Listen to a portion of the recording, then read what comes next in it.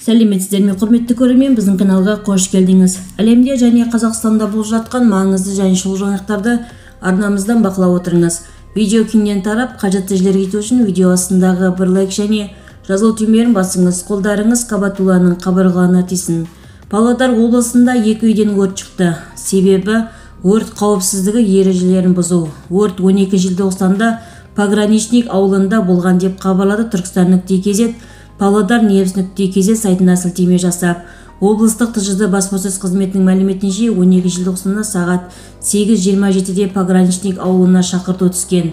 Жеке тұрғын үй аумағында 3 бөлмелі тұрғын үйдің 60 шаршы метр алаңында ағаш шатыр құрылымдары өртеніп жартылай құлаған. Сондай-ақ бұған дейін дәл осы ауылда 10 желтоқсанда сағат 14:16 өрт шыққаны туралы шақырту тіркелген. 2 пәтерлі кірпіштен салынған тұрғын үйдің 3 бөлмелі пәтерінде ағаш шатыр құрылымдары, қазандықтар, жалпы ауданы 45 шаршы метр аумақта үй заттары жанған. Өртті сөндіруге 4 техника және өрт сөндіру қызметінің 9 қызметкері жұмылдырылып, сағат 16:02-де сөндірілген.